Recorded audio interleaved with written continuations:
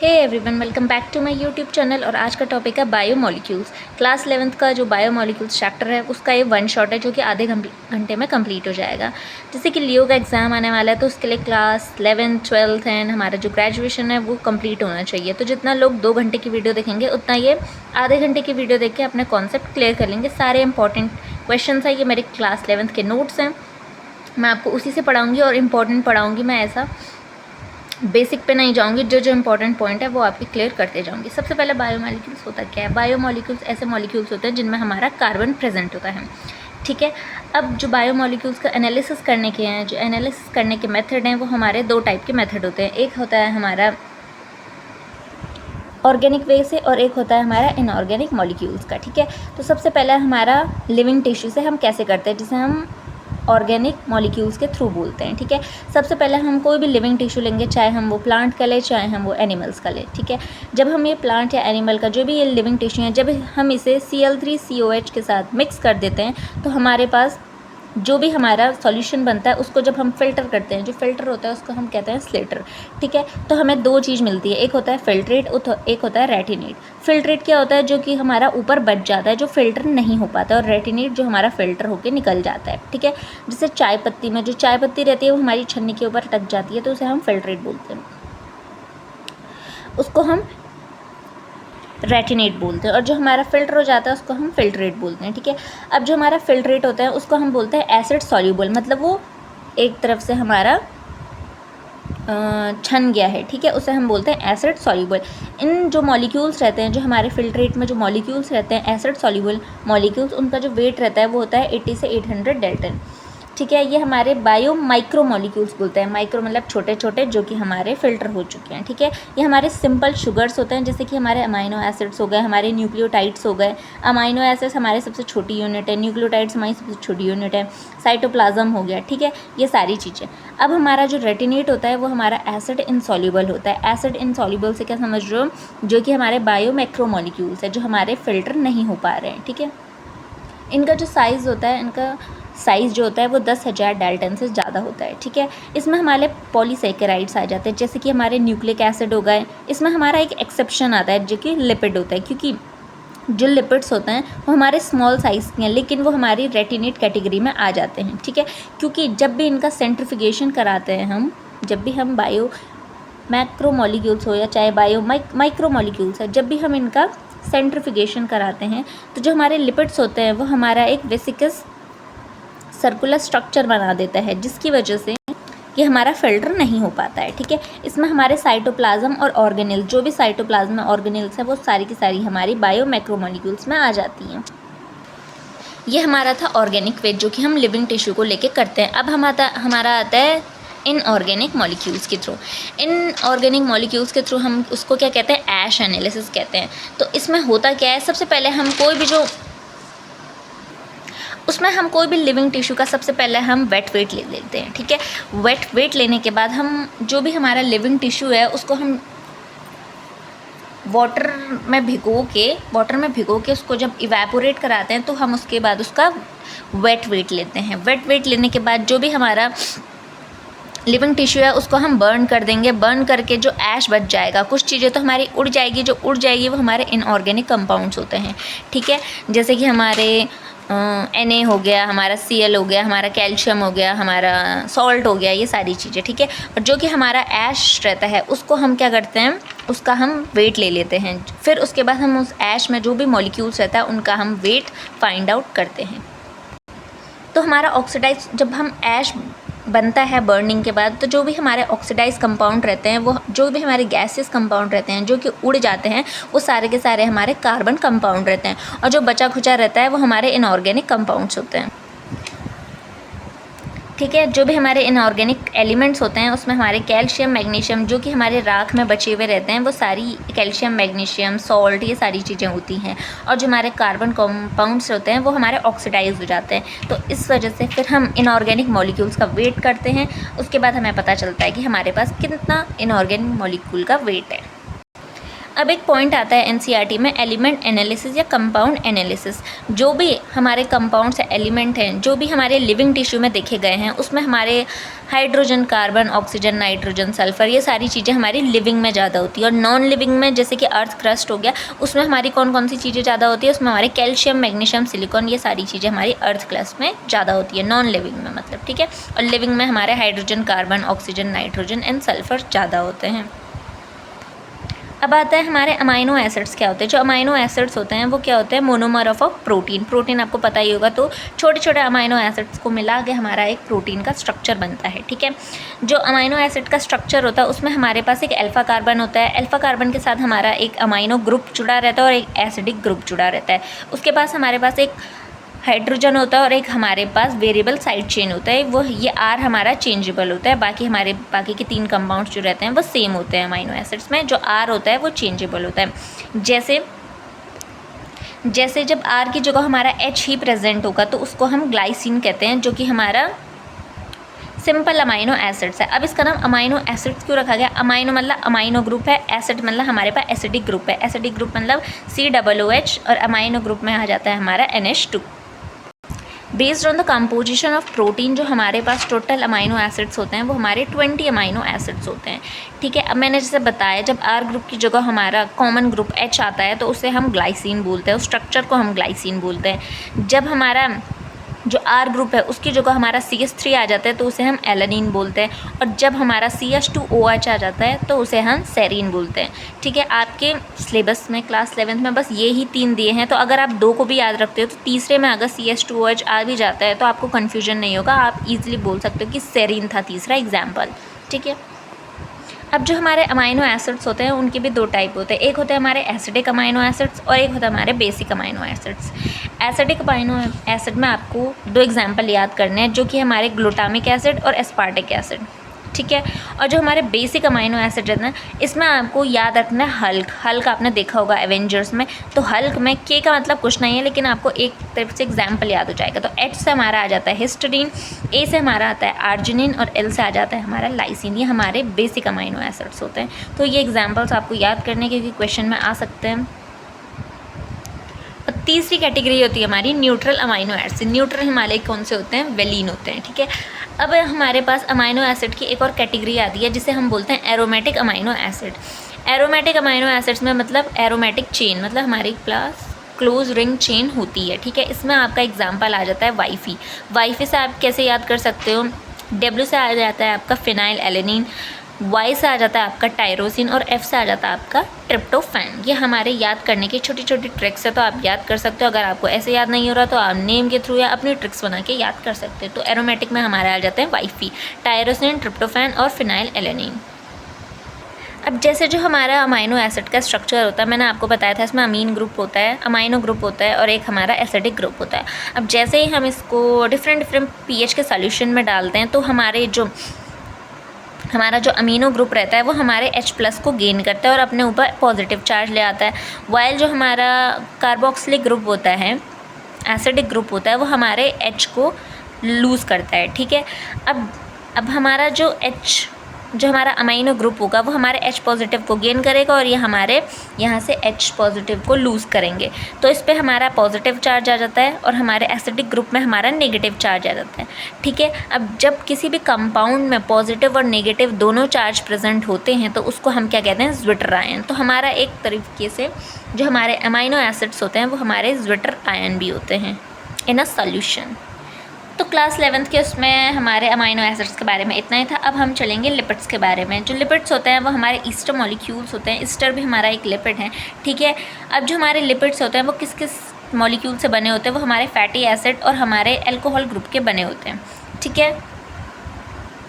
जो लिपिड्स है वो हमारे जनरली क्या होते हैं? इनसॉल्यूबल होता है। ये इन वाटर इनसॉल्यूबल मतलब वाटर इनसॉल्यूबल, वाटर में घुल नहीं सकते, ठीक है, लिपिड मॉलिक्यूल्स।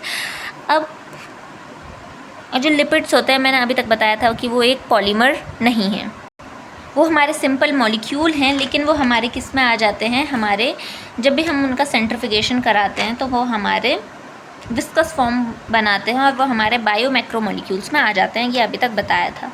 ठीक है, तो वाटर इनसॉल्युबल होते हैं। ठीक है, अभी तक बायोमैक्रोमोलिक्यूल का मतलब ही वाटर इनसॉल्युबल था, जो हमने अभी तक पीछे पढ़ा।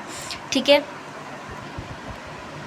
अब जो हमारे फैटी एसिड्स होते हैं वो हमारे जो लिपिड मॉलिक्यूल्स होते हैं उनमें जो फैटी एसिड होते हैं तो ये हमारे सैचुरेटेड हो सकते हैं, ये हमारे अनसैचुरेटेड हो सकते हैं, ये हमारे सिंपल लिपिड्स हो सकते हैं, ये हमारे बाकी टाइप के भी हो सकते हैं। तो इसमें हम सबसे पहले सैचुरेटेड पढ़ते हैं। सैचुरेटेड मतलब जिनमें सिंगल बॉन्ड होता है, एस से सैचुरेटेड, एस से सिंगल बॉन्ड। तो जो कार्बन कार्बन के बीच में होता है ये हमारा सिंगल बॉन्ड होता है विथआउट डबल बॉन्ड, मतलब डबल बॉन्ड नहीं होगा, सिंगल बॉन्ड होगा। इसका जो हमारा एग्जाम्पल है वो आपको ट्रिक से याद करना है, मप्सा। मैंने भी आप ऐसे ही याद किया है, उसका नाम है मप्सा। एम से हमारा मिस्टिक, पी से पाल्मेटिक, एस से स्टेरिक, ए से आर्किडोनिक एसिड। ठीक है, अनसैचुरेटेड में आ जाते हैं हमारे जिनमें कार्बन कार्बन के बीच में डबल बॉन्ड प्रेजेंट होता है। ठीक है, अनसैचुरेटेड में यू है तो यू में 2 डंडे हैं तो इससे हम पता लगा लेंगे ओ ये डबल बॉन्ड है। ठीक है, इसमें हमारे एग्जाम्पल सेम आ जाते हैं बट कुछ डिफरेंस है। मप्सा है, यहाँ एम्पियोला है। ठीक है, एम से मिस्टिक एसिड सेम है, पी से पाल्मेटिक एसिड, यहाँ ओएलिक, यहाँ लिनोइलिक, यहाँ आर्किडोनिक, यहाँ ओएल एक्स्ट्रा आ जाता है, एस हट जाता है। ठीक है, तो आपको ऐसे याद रखना। एक होता है हमारे सिंपल लिपिड, ये हमारे फैटी एसिड और हमारे अल्कोहल ग्रुप के बने होते हैं, ये हमारे सिंपल लिपिड होते हैं। जो 4th टाइप के हमारे फैटी एसिड होते हैं उसमें हमारा ग्लिसरॉल होता है, हमारा फैटी एसिड होता है और हमारा ग्लिसरॉल और फैटी एसिड मिलके हमारे ग्लिसराइड बनाते हैं। ठीक है, ग्लिसरॉल को हम क्या बोलते हैं, ट्राईहाइड्रोक्सी प्रोपेन बोलते हैं। ठीक है, ग्लिसरॉल को हम क्या कहते हैं, ट्राईहाइड्रोक्सी प्रोपेन। तो जो हमारे चौथा टाइप का लिपिड है वो क्या होता है, ग्लिसरॉल और फैटी एसिड। फैटी एसिड के साथ हमारा ग्लिसरॉल जुड़ा रहता है जिससे वो हमारा ग्लिसराइड का फॉर्मेशन करता है। अब जो ग्लिसराइड होता है, जब ग्लिसरॉल से एक फैटी एसिड जुड़ा रहता है तो हम उसे बोलते हैं मोनोग्लिसराइड। जब 2 फैटी एसिड जुड़े होते हैं तो हम उसे बोलते हैं डाईग्लिसराइड। जब हमारे 2 फैटी एसिड और उसके साथ हमारा एक फॉस्फेट ग्रुप भी जुड़ जाएगा तो हम उसे बोलते हैं फॉस्फोलिपिड। आपने पढ़ा होगा फॉस्फोलिपिड प्लाज्मा मेम्ब्रेन। ठीक है, तो वो यही ग्लिसरॉल के साथ जो हमारा ग्लिसरॉल होता है उसके साथ जब हमारे 2 फैटी एसिड और हमारा एक फॉस्फेट ग्रुप जुड़ता है तो हमारा फॉस्फोलिपिड बनाता है। ठीक है, इफ़ हमारा जो ग्लिसरॉल है उसके साथ 2 फैटी एसिड तो जुड़ गए लेकिन फॉस्फेट के साथ हमारा एक नाइट्रोजन कंपाउंड जिसे हम कोलिन बोलते हैं, अगर कोलिन भी जुड़ जाए फॉस्फेट के साथ तो वो हमारा लेसिथिन बनाता है। ठीक है, ये हमारा जो लेसिथिन है वो हमारा सेल मेम्ब्रेन में प्रेजेंट होता है। ठीक है, ये एक फॉस्फोलिपिड है क्योंकि अगर नॉर्मल फॉस्फेट भी जुड़ा है तो वो फॉस्फोलिपिड ही बना रहा है, अगर कोलिन एक नाइट्रोजन कंपाउंड जुड़ा है तो वो फिर भी फॉस्फोलिपिड बना रहा है और ये हमारा एक ऑर्गेनिक कंपाउंड है।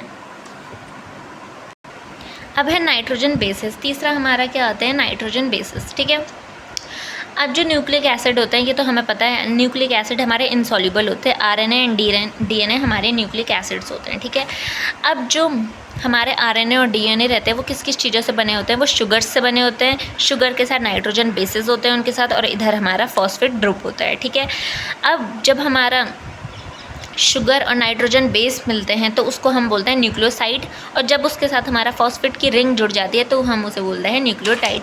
अब जो नाइट्रोजन बेसेस होते हैं वो हमारे 2 टाइप के होते हैं, प्यूरिन और पायरिमिडिन। प्यूरिन मतलब छोटा काम बड़ा धमाका। प्यूरिन नाम तो छोटा है लेकिन उसका स्ट्रक्चर बड़ा होता है, उसका डबल रिंग स्ट्रक्चर होता है जैसे यहाँ दिखा है। इसमें आ जाते हैं हमारे एडेनिन और ग्वानिन।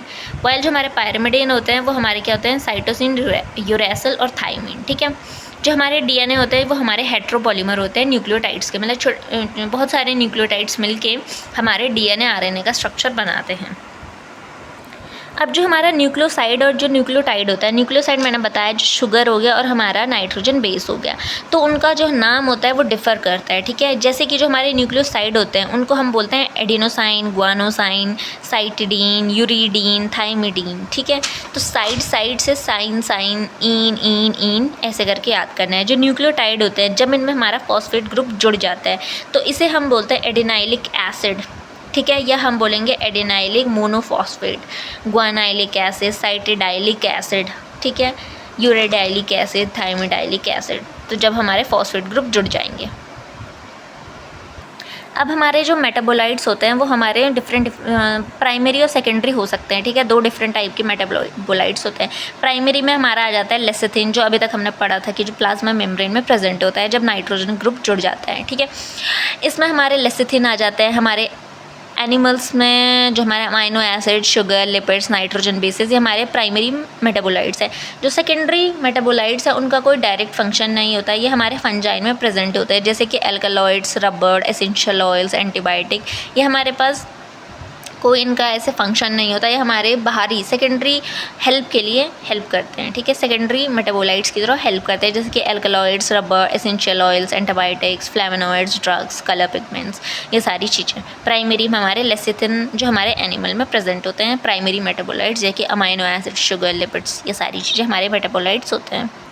अब ये सारी चीज़ें पढ़ रहे थे हम अभी तक माइक्रो मॉलिक्यूल्स, ठीक है। माइक्रो मॉलिक्यूल्स मतलब जो फिल्ट्रेट होते हैं, जो निकल जाते हैं। अब हम पढ़ेंगे बायो मैक्रो मॉलिक्यूल, जैसे कि प्रोटीन हो गया। छोटे छोटे अमाइनो एसिड मिलके हमारे प्रोटीन का स्ट्रक्चर बनाते हैं, ठीक है। अब जो डिफरेंट 2 अमाइनो एसिड्स होते हैं उनके बीच में हमारा पेप्टाइड बॉन्ड बनता है, ठीक है। अब हम आगे पढ़ेंगे कि प्रोटीन्स जो होते हैं वो कितने स्ट्रक्चर, उनका कौन कौन से टाइप का स्ट्रक्चर होता है। ये आप देख सकते हैं, जो हमारी अमाइनो एसिड्स मिलके हमारा एक पेप्टाइड बॉन्ड बनाते हैं। 2 अमाइनो एसिड्स के बीच में हमारा पेप्टाइड बॉन्ड होता है, ठीक है। अभी हमारा प्रोटीन का स्ट्रक्चर बनाते हैं। सबसे पहला आता है हमारे प्राइमरी प्रोटीन का स्ट्रक्चर, ठीक है। उसमें हमारे जो लीनियर तरीके से हमारे अमाइनो एसिड्स पेप्टाइड बॉन्ड के थ्रू जुड़े रहते हैं, ठीक है। फिर आता है हमारे सेकेंडरी स्ट्रक्चर। इसमें हमारा आ जाता है अल्फा हेलिक्स, बीटा प्लेटेड और ट्रिपल हेलिक्स। इसमें 3 टाइप के हमारा स्ट्रक्चर आ जाता है। इसमें हमारा एडिशनल बॉन्ड क्या होता है, पेप्टाइड बॉन्ड के साथ साथ हमारा एच बॉन्ड भी होता है। इसमें पैरेलल चेन भी हमारा इंट्रामॉलिक्यूल इंटरेक्शन होता है और हमारा एंटी पैरेलल चेन के थ्रू भी मॉलिक्यूल्स का इंटरेक्शन होता है। ये हमारे क्लास 11th के सिलेबस में नहीं है, ठीक है। फिर हमारा आ जाता है टर्शरी स्ट्रक्चर। टर्शरी स्ट्रक्चर में हमारा क्या होता है, जो एंजाइम होता है उसके पास एक्टिव साइट आ जाती है, जिससे हमारा एक्टिव साइट के थ्रू हमारा जो प्रोटीन है वो हमारा फंक्शनल हो जाता है। फिर हमारा आता है क्वाटरनरी स्ट्रक्चर। क्वाटरनरी स्ट्रक्चर में जैसे हमारा हीमोग्लोबिन आ जाता है, ठीक है, जिसके पास 2 अल्फा चेन होती है और 2 बीटा चेन होती हैं। अब जो हमारे अमाइनो एसिड है, जब इनके बीच में बॉन्डिंग होती है, ठीक है, ये हमारे 2 अमाइनो एसिड्स हैं, तो एक साइड हमारा एल्डिहाइड ग्रुप है, एक साइड हमारा अमीनो ग्रुप है, एक साइड हमारा एसिडिक ग्रुप है, ठीक है। तो जब इन दोनों के बीच में हमारा पेप्टाइड बॉन्ड का फॉर्मेशन होता है तो हमारा H2O रिलीज़ हो जाता है, ठीक है। तो ये सब था हमारा प्रोटीन के बारे में। अब हम पढ़ेंगे पॉलीसेकेराइड के बारे में। जो पॉलीसेकेराइड होते हैं वो होमोपॉलीसेकेराइड भी हो सकते हैं, हेट्रोपॉलीसेकेराइड भी हो सकते हैं। होमोपॉलीसेकेराइड मतलब सेम पॉलीमर के बने होते हैं, हेट्रो मतलब डिफरेंट पॉलीमर के बने होते हैं। होमो पॉलीसेकेराइड में हमारा जैसे सेल वॉल हो जाती है, ठीक है। एक्सोस्केलेटन ऑफ आर्थ्रोपोड्स हो गया, हमारे नैग हो गए, हमारे सेलुलोज हो गए, ठीक है, जो कि हमारे पेपर पाइप, फाइबर, इन सब में यूज़ होता है सेलुलोज, ठीक है। जो सेलुलोज है वो भी हमारा एक होमोपॉलीसेकेराइड है। काइटिन जो हमारी फंगल के सेल वॉल रहती है काइटिन की बनी हुई, वो भी हमारी एक होमोपॉलीसेकेराइड है, ठीक है, जो कि नैग से बनी होती है। हेट्रोपॉलीसेकेराइड में हमारे नैग नैम आ जाते हैं, पेप्टिडोग्लाइकन जो बैक्टीरिया की सेल वॉल है वो हमारी नैग नैम के थ्रू बनी होती है, ठीक है। तो वो हमारी एक हेट्रोपॉलीसेकेराइड होती है। तो पॉलीसेकेराइड में हमारे 2 टाइप के पॉलीसेकेराइड आ जाते हैं। अब हमारे पास 3 स्टोरेज पॉलीसेकेराइड होते हैं। सबसे पहले स्टार्च, दूसरा ग्लाइकोजन और तीसरा इनोलिन। इंसुलिन नहीं है, इनोलिन है, ठीक है। इनोलिन जो होता है वो हमारे फ्रक्टोज का बना होता है, स्टार्च जो होता है हमारा ग्लूकोज का बना होता है और सिंपल मॉलिक्यूल होता है, वाइल जो ग्लाइकोजन होता है वो हमारा ब्रांच मॉलिक्यूल होता है जो ग्लूकोज का पॉलीसेकेराइड होता है, ठीक है। जो स्टार्च मॉलिक्यूल होता है वो सिंपल ग्लूकोज का पॉलीसेकेराइड होता है। ये जो स्टार्च मॉलिक्यूल है हमारे प्लांट्स में होता है। प्लांट्स में जो स्टार्च मॉलिक्यूल होता है वो हमारा अमाइलो या अमाइलोपेक्टिन होता है। अमाइलो हमारा सिंपल शुगर का बना होता है, वाइल जो हमारा अमाइलोपेक्टिन होता है वो ब्रांच होता है जिसमें हमारी अल्फा 1,6 बॉन्ड होता है, वाइल जो हमारा अमाइलो होता है उसमें हमारा अल्फा 1,4 बॉन्ड होता है। अब जो हमारा अमाइलोज रहता है वो हमारा एक हेलिक्स फॉर्म बनाता है जिससे वो आयोडीन को अपने अंदर कैप्चर कर लेता है। जब भी किसी सॉल्यूशन में होता है तो आयोडीन को अपने अंदर कैप्चर कर लेता है जिससे वो हमें ब्लू ब्लैक कलर का स्टेन देता है, ठीक है। तो इससे हमें पता चलता है कि हमारे सॉल्यूशन में, हमारे टिश्यू में हमारा एमाइलोज प्रेजेंट है। अब जो हमारे सुक्रोज, जो हमारे पॉलीसेकेराइड है वो हमारे नॉन रिड्यूसिंग शुगर है, क्योंकि जो सुक्रोज होता है वो हमारा ग्लूकोज और फ्रक्टोज से मिलकर बना होता है। अब ग्लूकोज हमारा एल्डिहाइड ग्रुप है, वाइल जो फ्रक्टोज है हमारा उसके पास हमारा कीटोज फंक्शनल ग्रुप होता है। अब जब एल्डिहाइड और कीटोस ग्रुप के बीच में बॉन्डिंग हो जाती है तो हमारे पास कोई भी फंक्शनल ग्रुप फ्री नहीं होता है। अब जब कोई भी फंक्शनल ग्रुप फ्री नहीं होगा तो कोई भी कलर नहीं मिलेगा, ठीक है, जिससे हमारे पास अल्फा 1 बीटा 2 बॉन्ड का फॉर्मेशन होता है। इसलिए हम इसे नॉन रिड्यूसिंग शुगर कहते हैं, क्योंकि ये फेलिंग सॉल्यूशन का रिड्यूस करता ही नहीं है। जो ग्लाइकोजन होता है, जो हमारे एनिमल सेल वॉल में प्रेजेंट होता है, जो ग्लाइकोजन स्टोरेज फॉर्म होता है, उसका जो राइट एंड होता है वो हमारा रिड्यूसिंग होता है, वाइल जो लेफ्ट एंड होता है वो हमारा नॉन रिड्यूसिंग होता है। अब हमारे एंजाइम्स आते हैं। एंजाइम्स क्या होते हैं? ये हमारे एक या एक से ज़्यादा सिवेरल पॉलीपेप्टाइड चेन के बने होते हैं। इनको हम बायोलॉजिकल कैटलिस्ट भी बोलते हैं, ठीक है। जिससे जो आरएनए मॉलिक्यूल जो है, जब वो एंजाइम की तरफ काम करता है तो हम उसे राइबोजाइम कहते हैं, ठीक है, ठीक है, जो कि हमारे एंजाइम की तरफ काम करता है, जिसे हम जो कि हमारा एक टाइप का आरएनएज होता है, ठीक है। अब जो एंजाइम होता है, मैंने बताया था टर्शियरी स्ट्रक्चर में उसके पास एक्टिव साइट आ जाती है, जिससे वो हमारा फंक्शनल होता है। तो जो उसकी एक्टिव साइट होती है वहाँ पर उसका सबस्ट्रेट ऐड होता है, ठीक है, जिससे वो एक्टिव फॉर्म में हो जाता है। जब एंजाइम के साथ उसका सबस्ट्रेट ऐड होता है तो उसको हम बोलते हैं एंजाइम सबस्ट्रेट कॉम्प्लेक्स, ठीक है। उसके बाद हमारा ट्रांजिशन होता है, उसके बाद जो हमारा एंजाइम प्रोडक्ट कॉम्प्लेक्स बनता है, जिससे हमारा एंजाइम अलग हो जाता है और हमारा प्रोडक्ट अलग हो जाता है, जिसे हम ट्रांजिशन स्टेट बोलते हैं। तो ये हमारी रिएक्शन होती है जब भी हमारा सबस्ट्रेट और एंजाइम जुड़ते हैं। अब एंजाइम इंपॉर्टेंट होता क्यों है? क्योंकि ये एक्टिवेशन एनर्जी को लो कर देता है, ठीक है। कभी भी क्वेश्चन में आया कि एंजाइम का किसी भी रिएक्शन में हेल्प क्या होता है, तो वो एक्टिवेशन एनर्जी को लो कर देता है, ठीक है। अब हमारी बॉडी के मतलब कोई भी रिएक्शन हो हमारी बॉडी के अंदर हो या बाहर हो, उसको एक पर्टिकुलर ट्रांजिशन स्टेट तक जाना होता है, जिसके बाद वो हमारे किसी भी सबस्ट्रेट को प्रोडक्ट में कन्वर्ट कर सकती है, ठीक है। लेकिन वो काफ़ी हाई एनर्जी की ज़रूरत होती है, इसलिए जो हमारा एंजाइम रहता है वो हमारा ये इसी ट्रांजिशन स्टेट जो रहता है, जो कि अनस्टेबल साइट रहती है, उसको हमारी एक्टिवेशन एनर्जी जो रहती है उसको हमारा लोअर कर देता है, ठीक है। जो कि एंजाइम हमारे एक्टिवेशन एनर्जी को डिक्रीज़ कर देता है, जिसकी वजह से लो एनर्जी में भी हमारी रिएक्शन प्रोसीड कर जाती है और हमारा प्रोडक्ट बन जाता है, ठीक है।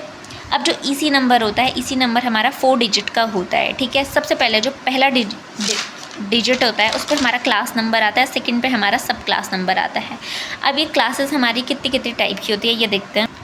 सबसे पहले होता है हमारा ऑक्सीडो रिडक्टेज, जिसमें हम डिहाइड्रोजनेज बोलते हैं।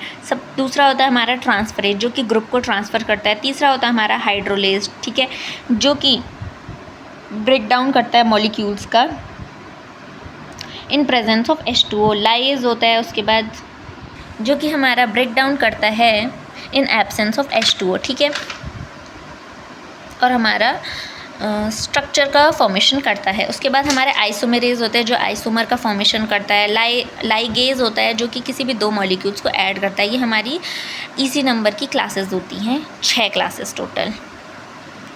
अब जो हमारी एंजाइम एक्टिविटी है वो हमारी डिफरेंट चीज़ों से फैक्टर को कुछ फैक्टर्स होते हैं जो अफेक्ट करते हैं एंजाइम एक्टिविटी को। सबसे पहले हमारा टेम्परेचर। अब जैसे ही टेम्परेचर हाई होगा तो हमारा एंजाइम एक्टिविटी एंजाइम हमारा डिग्रेड होने लग जाएगा। अब हमारा टेम्परेचर लो होगा तो एंजाइम इनएक्टिव। तो इसके लिए हमारा ऑप्टिमम टेम्परेचर चाहिए होता है, ठीक है, जो कि मैक्सिमम एंजाइम एक्टिविटी के लिए हेल्पफुल होता है। तो इसका ग्राफ जो होता है वो हमारा बेल शेप का बना होता है। दूसरा हमारा होता है कि हमारा ऑप्टिमम पीएच। जो पीएच होता है वो भी ऑप्टिमम होना चाहिए। ज़्यादा होगा तो एंजाइम वर्क नहीं करेगा, कम होगा तो एंजाइम इनएक्टिव हो जाएगा। तो इसका भी हमारा स्ट्रक्चर बेल शेप होता है। तीसरा होता है हमारा concentration of substrate.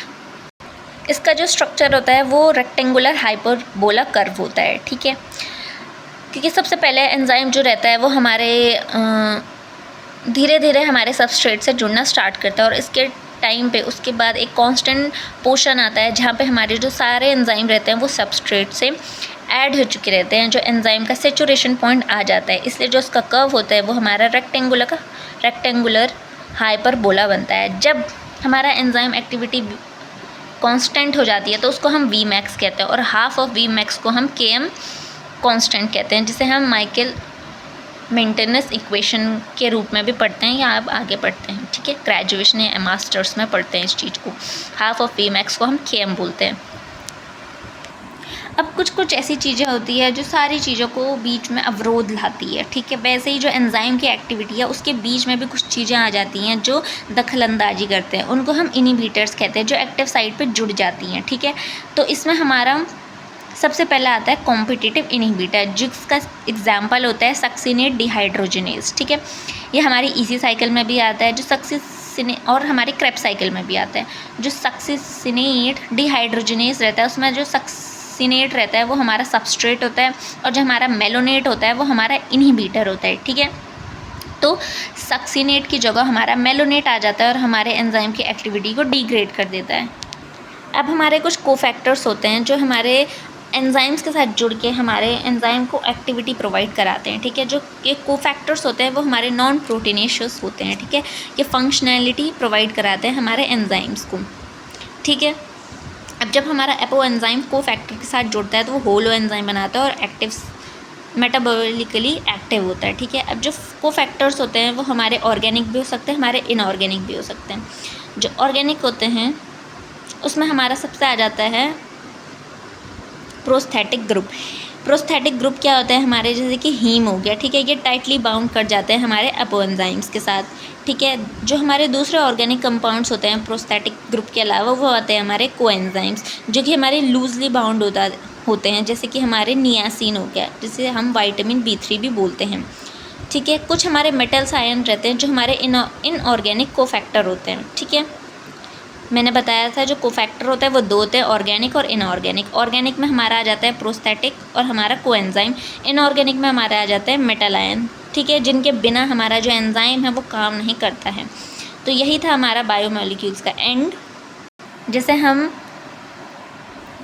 Metal ion में हम NAD और NADP में हम नियासिन को देख लेते हैं, जो नियासिन कंटेनिंग होता है विटामिन B3, ठीक है। ये हमारे मेटल आयन्स होते हैं। जैसे जिंक हो गया हमारा, ये भी हमारा एक प्रोटीलाइटिक एंजाइम होता है। हमारा कार्बोक्सीपेप्टाइडेज, ये हमारे मेटल आयन रहते हैं जिनके बिना हमारा एंजाइम काम नहीं कर पाता है।